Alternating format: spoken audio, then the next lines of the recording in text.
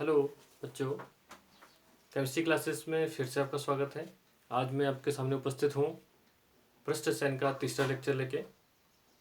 आशा करता हूँ जो दो लेक्चर मैंने इससे पहले आपको डिलीवर किए हैं वो आपको पूरा समझ में आ गया होगा, जिसमें हमने बात करी थी अधिशोषण होता क्या है और अधिशोषण के प्रकार के बारे में, भौतिक और रासायनिक अधिशोषण के बारे में बात करी थी।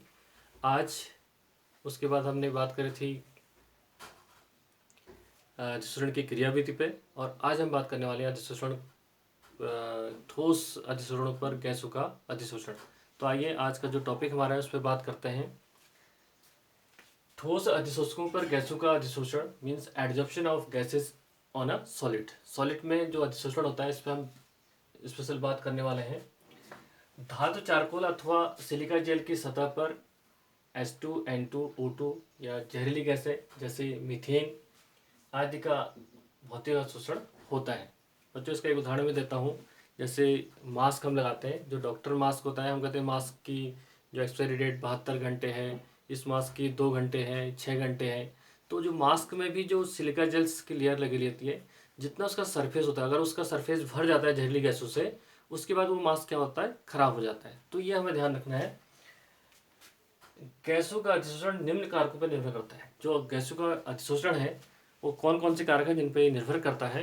तो आइए देखिए, गैसों की प्रकृति सबसे महत्वपूर्ण पॉइंट है। नेचर ऑफ गैसेस, गैस का नेचर कैसा है। अगर गैस आपकी द्रवित होने वाली है, मैं पहले आपको बताया था, तो वो बहुत तेजी से क्या हो सकती है, अधिशोषित हो सकती है। जैसे सरलता से द्रवित होने वाली गैसें जैसे कि आपकी अमोनिया है। अमोनिया में क्या होती है, हाइड्रोजन बॉन्डिंग होती है इसके अणु में, तो ये द्रवित बहुत जल्दी हो जाती है। HCl है द्रव के रूप में, CO2 Cl2, इस टाइप की गैस है जो द्रवित होने आसानी से द्रवित हो जाती है। तो इनका अधिशोषण भी सॉलिड पे बहुत अच्छा होता है, जल्दी अधिशोषित होती है। उसके बाद सेकंड पॉइंट है अधिशोषक की प्रकृति। जो अधिशोषक है, अधिशोषक की प्रकृति कैसी है, जिसपे अधिशोषण होता है, जो ठोस है उसकी प्रकृति कैसी है, उसकी प्रकृति पर भी निर्भर करता है। अगर उसमें रंध्र ज़्यादा है, उसमें छिद्र ज़्यादा है, या बारीक चूर्ण है, जैसे हम कहते हैं चारकोल जब हम लेते हैं तो जो बारीक चूर्ण चारकोल का होता है उस पर ज़्यादा निर्भर करता है। तो ये आपको ध्यान रखना, रंध्र तथा बारीक चूर्ण के रूप में ठोस पदार्थ जैसे चारकोल, सिलिका जेल, अधिक सूक्ष्म विभाजित धातु चूर्ण आदि, तो ये इसके उदाहरण हैं। तो हमें ये ध्यान रखना है, अधिशोषक जो आपका अधिशोषक है, अधिशोषक की प्रकृति कैसी होनी चाहिए, रंध्रयुक्त होनी चाहिए, छिद्रयुक्त होनी चाहिए, और वो बारीक चूर्ण होना चाहिए। ये हमें ध्यान रखना है। उसके बाद हम बात करते हैं पृष्ठीय क्षेत्रफल। इसमें मैं पहले ही बात कर चुका हूँ। पृष्ठीय क्षेत्रफल जितना ज़्यादा होगा, जितना सरफेस ज़्यादा मिलेगा, उतना ही क्या होगा, आपका अधिशोषण क्या होगा, ज़्यादा होगा। तो ये विशेष हमें ध्यान रखना है। तो पृष्ठीय क्षेत्रफल का हो गया। ताप, ताप बढ़ाने से क्या होता है, ताप बढ़ाने से अधिशोषण क्या होता है, कम होता है। सो क्षेत्र के साथ बढ़ता है, यहाँ पे क्या होता है, बढ़ता है, ये आपको ध्यान रखना है। और यहाँ पे क्या है, घटता है। ये पहले भी हमने बात की है।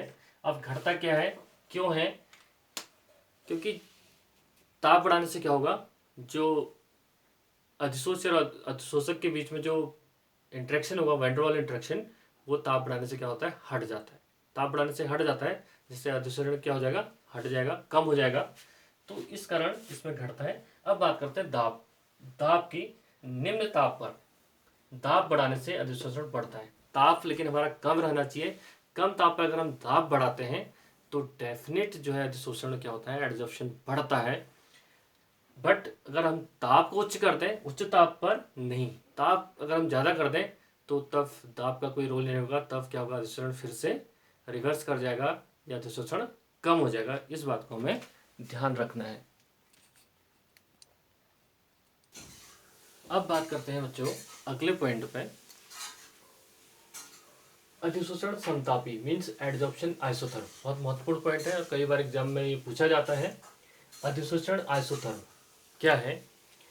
अधिशोषक द्वारा अवशोषित गैस की मात्रा में स्थिर ताप पर ताप के साथ एक वक्र के माध्यम से व्यक्त किया जा सकता है, जिसे अधिशोषक समतापी कहते हैं। तो अधिशोषक समतापी क्या है, जिसमें फ्रेडरिक समतापी वक्र मीन्स फ्रेडरिक ने 1909 में इनके द्वारा ठोस अधिशोषक के द्वारा एक निश्चित तापमान पर, एक नियत ताप पर अधिशोषित गैस की मात्रा एवं दाब के मध्य एक प्रयोग पर आधारित एक संबंध दिया। जो संबंध क्या है? वो संबंध है x upon m is directly proportional p की पावर 1 अपॉन n। तो यहाँ पर हम देखते हैं, माना एक ठोस हमारे पास है, मैंने पहले बताया था, एक ठोस सरफेस हमारे पास है। सपोज हमारे पास क्या है? ठोस सरफेस है। ये क्या आपका अधिशोषक,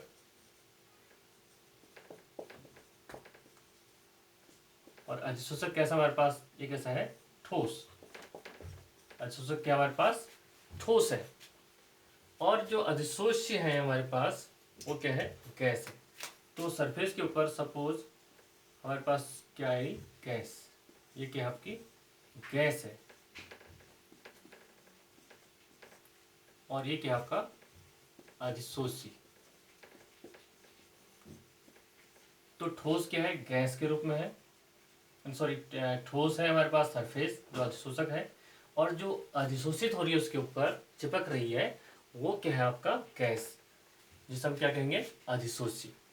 और यहाँ पे ताप क्या रहना है? ताप क्या रहना है? नियत। ताप नियत, यह हमें ध्यान रखना है। नियत ताप पर ताप क्या रहना है? इस पर नियत। और हम यहाँ पे क्या बढ़ाएंगे? केवल दाब। नियत ताप पर अगर हम दाब बढ़ाते हैं तो उस केस में जो एब्जॉर्प्शन क्या होती है? एब्जॉर्प्शन की मात्रा, जो अधिशोषण की मात्रा क्या होगी? बढ़ेगी। तो वही चीज़ यहाँ पे जो इस संबंध को समझाया है फ्रेडरिक ने, वो एक वक्र के माध्यम से। अब ये क्या है? यहाँ पे x जो एक संबंध दिया है, ये संबंध ये क्या है? आपका x। यहाँ पे ये जो गैस है अधिशोषी क्या है? x है। और ये अधिशोषक क्या है? ये क्या है? आपका m। ये क्या है? आपका m। और p क्या है? यहाँ पे दाब। तो x हम यहाँ पे लिख सकते हैं, x क्या हमारा? अधिशोषी की मात्रा,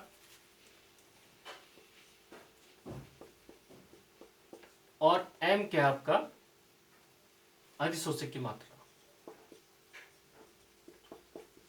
अधिशोषक की मात्रा। और P क्या है? आपका दाब। P क्या है? आपका दाब। और N क्या है? आपका N इज इक्वल टू क्या? आपका नियतांक। एक ही क्या है? नियतांक है। अब देखिए इसको आगे हम करते हैं, x अपॉन प्रोपोर्शनल हटाते हैं, समानुपातिक चिन्ह हटाते हैं, तब देखिए x upon m is equal to क्या हो जाएगा तब? k भी एक नियतांक है, k p की पावर 1 अपॉन n। तो इसका मतलब k और n दोनों क्या है? आपका नियतांक है। दोनों क्या है? ये नियतांक है। अब यहां पे हम देख रहे हैं, अब जो ये कंडीशन है x अपॉन m मीन्स अधिशोषी की मात्रा और अधिशोषी की मात्रा का ratio is equal to K P 1 upon n। यहाँ पे हमें ध्यान रखना है कि जो दाब है अलग अलग दाब है, निम्न दाब, उच्च दाब, मध्यम दाब पर ये कंडीशन क्या रहने वाली है उस पर हम बात करते हैं। तो इसमें हम लिख लें पहले नंबर 1, निम्न दाब पर।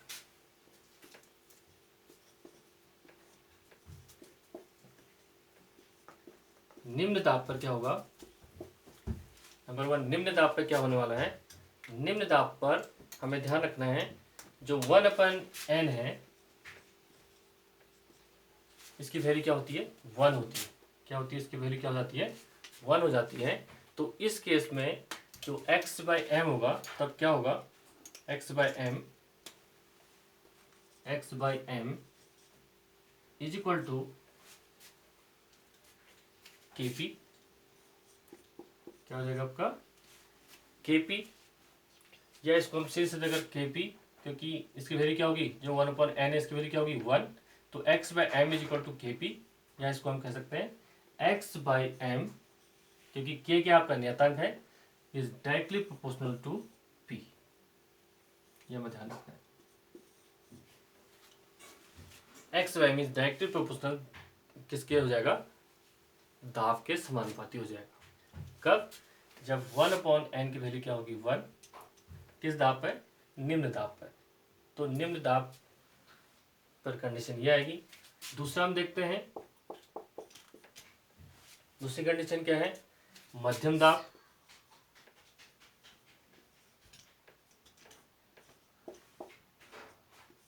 मध्यम दाब पर क्या होगा, मध्यम दाब पर क्या होता है आपका, मध्यम दाब पर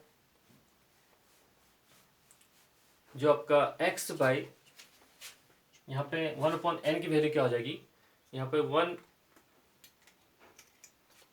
जो n है 1/n ग्रेटर देन 1, एक से ज़्यादा इसकी वैल्यू होती है, ग्रेटर देन 1 ये वैल्यू लगती है, तो उस केस में ये क्या हो जाएगा, x/m is equal to k p की power 1/n, 1/n,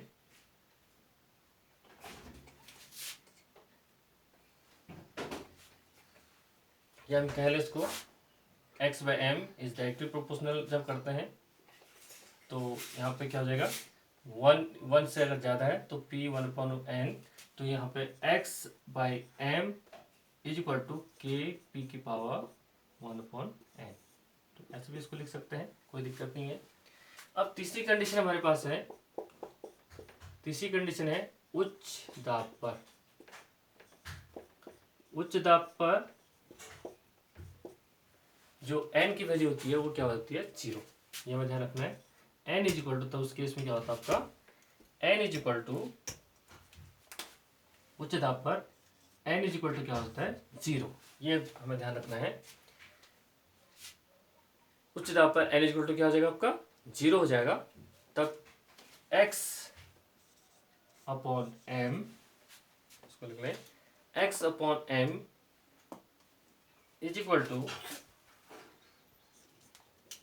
k p की पावर, तब क्या हो जाएगी 0, x/m देख रहे हैं, तो ये p की पावर जब ये 0 है 1/n, तो p की पावर 0 हो जाएगी, और जब किसी की पावर 0 होती है तो उसकी वो खुद भी क्या हो जाएगा आपको, उसके 0 हो जाएगा, उसकी वैल्यू फिर नहीं रहेगी, उसकी वैल्यू भी क्या हो जाएगी, अगर इसकी पावर 0 है तो ये क्या हो गया आपका 0 हो गया, तो उस केस में x/m इज इक्वल टू क्या बचेगा, केवल k, एक नियतांक कांस्टेंट, मीन्स यहाँ पे जो आपका अधिष्ठान हो जाएगा क्या हो जाएगा, नियत हो जाएगा, मीन्स उच्च दाब पर यहाँ पे सैचुरेशन आ जाता है, या हम कहेंगे यहाँ पे स्थिर हो जाता है।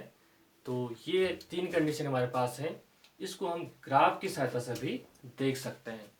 तो इसका अगर आप स्क्रीनशॉट लेना चाहें इतने का ले लें, फिर मैं इस साइड इसको मिटाऊंगा। अब देखिए आइए इसको हम ग्राफ, इसका ग्राफ खींच लेते हैं। ग्राफ में,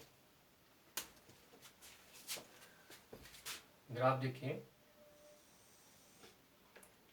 इसको ग्राफ में देख लेते हैं। अब यहाँ पे जो y एक्सिस में हम देखते हैं x/m, x/m y एक्सिस में, और जो यहाँ पर हम देखते हैं ये क्या है, ताप, p के रेफरेंस में इसको हम खींचेंगे, p के रेफरेंस में, तो जो x/m है क्या आपका निम्न दाब पर क्या है, ये देख रहे हैं हम, निम्न दाब पर x/m क्या है, kp है, क्या है kp, निम्न दाब पर क्या है kp ये है। तो हम यहाँ पे देख रहे हैं कि ये x/m दाब की क्या है, डायरेक्टली समानुपाती है, तो साथ साथ बढ़ेगा, इसके साथ साथ x/m p के डायरेक्टली क्या होगा आपका बढ़ेगा। अब देखिए दूसरी कंडीशन क्या है, फिर मध्यम दाब पर ये तो हो गया। फिर दूसरी मध्यम दाब पर 1/n इज ग्रेटर देन 1, तो यहाँ पे x/m is directly proportional p की पावर 1/n, या हम कर लें x/m is equal to k p की पावर 1। तो यहाँ पर देखिए, यहाँ पर भी क्या होगा, बढ़ेगा। इसको ऐसे ग्राफ हम दिखा सकते हैं। तो यहाँ पे देखिए, ये जो है आपका, ये ग्राफ मध्य, इसको हम कहते हैं, ये जो ग्राफ आ रहा है निम्न ताप पर आ रहा है, और ये मध्यम ताप पर आ रहा है, और अब जो ग्राफ आएगा उच्च ताप पर। तो यहाँ पे हम लिख भी सकते हैं, सीधे सीधे लिख लें, यहाँ पे लिख लें क्या आ रहा है आपका, x/m इक्वल टू, यहाँ पे क्या है kp निम्न दाब पर, और उच्च दाब पर x/m इक्वल टू क्या है आपका kp, ये आपका kp की पावर 1/n। अब आएगा आपका उच्च दाब पर।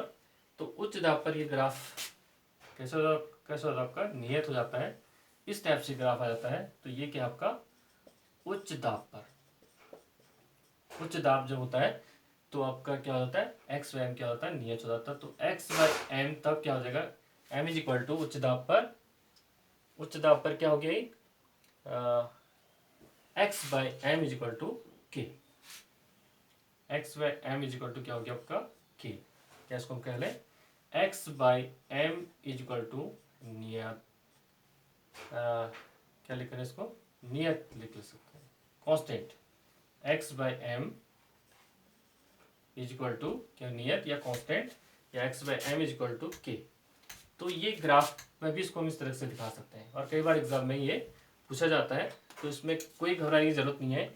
एक बार फिर मैं आपको बता दूं कि जो फ्रेडरिक ने जो संबंध स्थापित किया किसके बीच में, ठोस अधिशोषण के द्वारा निश्चित तापमान पर अधिशोषित गैस की मात्रा एवं दाब के मध्य, तो ये संबंध उन्होंने प्रैक्टिकली दिया, x/m is directly proportional to p की पावर 1/n। यहाँ पे n क्या है, नियतांक है, p क्या है, दाब है, और x क्या है, अधिशोष्य की मात्रा, और m क्या है, अधिशोषक की मात्रा। तो ये हमें ध्यान रखना है। तो जिससे हमने एक निम्न दाब पर जो 1/n की वैल्यू होती है वो 1 होती है, तो उस केस में x/m क्या होता है आपका kp होता है। और मध्यम दाब पर 1/n ग्रेटर देन 1 जब होता है, तो तब ये value x/m is equal to kp p की पावर 1/n। और उच्च दाब पर ये वैल्यू n की वैल्यू क्या होती है, जो p की पावर है ये 0 हो जाती है, मीन्स तब जो x/m की वैल्यू आती है वो क्या आती है, एक नियत आती है, कांस्टेंट हो जाती है। तो वहाँ पे क्या आ जाता है आपका सैचुरेशन, आपका अधिशोषण में क्या आता है, सैचुरेशन आ जाता है। तो आप चाहे इसका स्क्रीन शॉट ले लें, फिर मैं इसको मिटाऊंगा, स्क्रीन शॉट ले लीजिए आप। अब जो ये समीकरण जो संबंध हमें दिया है, इसका थोड़ा सा पोस्टमार्टम करते हैं, मीन्स इसका लॉगअर्थम लेते हैं। तो हमारे पास क्या निकल के आता है, देखिए इस समीकरण के दोनों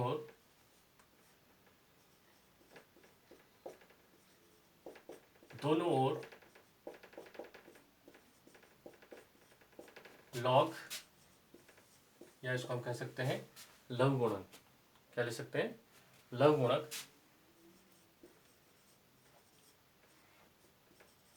लेने पर क्या हो जाएगा आपका, यहाँ पे देखिए x लॉग क्या हो जाएगा, log x/m is equal to क्या हो जाएगा आपका, लॉग k p की पावर 1/n। तो यहाँ पे हमें देखना है, एक संबंध हमारे पास और है, log xy, log xy is equal to होता है आपका log x plus log y। तो इस संबंध में इसको हम लाते हैं। तो यहाँ पे log x इसको मान लें, y इसको मान लें। सपोज log x ये है और y क्या है, ये है। तो तब ये समीकरण हमारा क्या बन जाएगा, तब बन जाएगा log X by M is equal to, अब लॉग एक्स प्लस वाई हमें करना है, तो क्या हो जाएगा हमारा लॉग के plus means log X plus, इसको एक्स मान लिया, लॉग एक्स प्लस लॉग क्या हो जाएगा लॉग पी की पावर 1/n। तो ये अगला समीकरण हमारा निकल के आ गया। इसके अनुसार हमारा ये समीकरण बन गया। अब हम देखते हैं इसमें एक और फॉर्मूला अप्लाई करते हैं, क्योंकि p की पावर 1/n है, तो log y की पावर x, ये y है, तो हम कर ले इसको y की पावर, सॉरी x की पावर y। एक और हमारे पास संबंध है log x की पावर y, x की पावर y अगर हम कर दें तो यहाँ पर हम देखते हैं तो क्या बन जाएगा y log x, क्या बन जाता है log x की पावर y करने पर y log x, तो y इसको मान लें, x इसको मान लें, ये आपका y हो गया और ये क्या हो गया आपका x। तो तब क्या बन जाएगा, देखिए तब समीकरण बन जाएगा log x upon m is equal to, क्या हो जाएगा आपका log k plus y log x, तो 1/n यहाँ पे पहले आ जाएगा, 1/n log p आ जाएगा, log p आ गया। अब देखिए एक नया समीकरण हमारा निकल के आ गया, क्या आया log x by m is equal to log k plus 1/log p।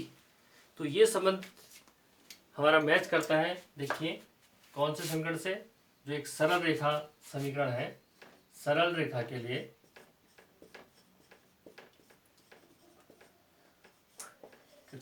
के लिए समीकरण क्या है, y is equal to C plus M X. तो यहाँ पे y क्या है आपका, y ये है और ये आपका c हो गया, और m क्या हो गया आपका 1/n जो प्लस में है अब, और x क्या है log p। तो बहुत आसानी से इसमें हम एक ग्राफ प्लॉट कर सकते हैं। ये ग्राफ क्या होगा, देखिए यहाँ पे ग्राफ प्लॉट कर सकते हैं इसके अकॉर्डिंग। अब ग्राफ क्या होगा, देखिए ये आपका ग्राफ है। अब y एक्सिस में क्या हमारा, y एक्सिस में हमारा है log x by m, y axis में है। c पॉइंट हमारा यहाँ पर होता है, कहीं भी ले लीजिए, ये c पॉइंट है। c पॉइंट क्या हमारा log k, ये क्या है log k, c पॉइंट क्या है log k, और x एक्सिस में हमारा क्या है log p, ये क्या है log p, x एक्सिस में हमारा क्या है log p। अब यहाँ पर देखिए सरल रेखा बनेगी, सरल रेखा में m क्या हमारा पॉजिटिव है, तो ग्राफ कहाँ को जाएगा, ऊपर को। अगर ये नेगेटिव तो ग्राफ कहाँ जाता है, नेगेटिव में। ये पहले मैं आपसे बात कर चुका हूँ। तो ये ग्राफ जाएगा आपका पॉजिटिव में है, तो ये ग्राफ इस तरह के जाएगा, पॉजिटिव में जाएगा, इस तरह से ग्राफ जाएगा, जो क्या है m की वैल्यू यहाँ पे क्या है, m is equal to 1/n, और यहाँ पे जो इंटरसेप्ट है वो क्या आपका log, ये क्या है, ये log k की वैल्यू है, ये क्या है log k की वैल्यू, और यह आ गया आपका m is equal to 1/m। और ये जो पॉजिटिव वैल्यू है, तो पॉजिटिव के लिए ग्राफ क्या होता है, ऊपर को जाता है, इससे पहले मैंने बात करी है। तो आशा करता हूँ ये ग्राफ आपको समझ में आ गया होगा। अब एक पॉइंट इसमें और रह जाता है, लास्ट पॉइंट, वो है आपका, इसका स्क्रीनशॉट कर लीजिए, फिर मैं इसको मिटाता हूँ। बिलियन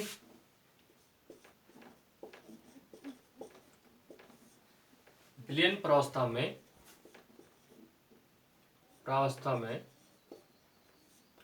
अधिशोषण,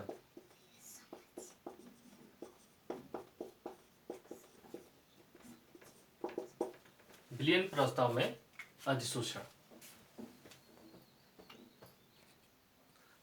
यहाँ पे हम देखेंगे बहुत महत्वपूर्ण पॉइंट है, इसको नोट भी कर सकते हैं आप।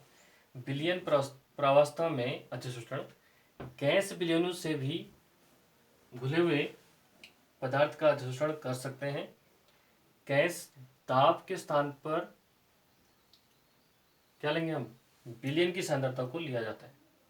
तो जो गैस जो है विलयनों में भी क्या हो सकते हैं, अधिशोषित हो सकते हैं, लेकिन वहाँ पे हम दाब के स्थान पर क्या लेंगे, विलयन की सांद्रता को लेते हैं। तो अगर हम विलयन की सांद्रता को हम लेंगे तो जो ये आपका है x/m is equal to K P, तो यहाँ p की जगह हम क्या लेंगे, c सांद्रता। तो यहाँ पे हम लिख सकते हैं, तब ये फॉर्मूला क्या हो जाएगा, x/m इज इक्वल टू के इंटू पी की जगह क्या हो जाएगा, c की पावर 1/n।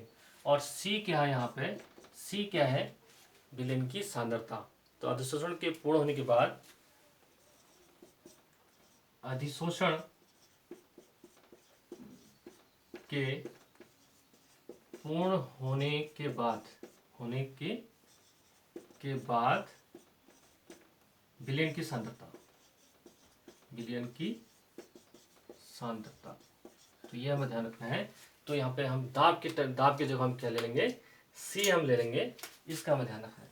तो यहाँ पे सी कब लेंगे, जब गैस विलयनों में घुले, जब विलयन में गैस घुलती है तो वहाँ पे हम सांद्रता लेंगे, विलयन की सांद्रता, ना कि दाब। तो x/m इज इक्वल टू क्या हो जाएगा, के सी की पावर 1/n। तो ये हमें ध्यान रखना है। आशा करता हूँ कि आज का ये लेक्चर आपको पसंद आया होगा। पसंद आया तो ज़रूर लाइक करिए, और अगर आपने मेरे चैनल को सब्सक्राइब नहीं किया है, प्लीज़ सब्सक्राइब माय चैनल। और मेरे सारे वीडियो को देखने के लिए आप सब्सक्राइब करिए मेरे चैनल को। और आज के लिए इतना काफ़ी है, और इसको ध्यान से रिवाइज करके पढ़िए और समझिए, और कोई भी प्रॉब्लम होती है मेरे से शेयर करेंगे। Thank you very much.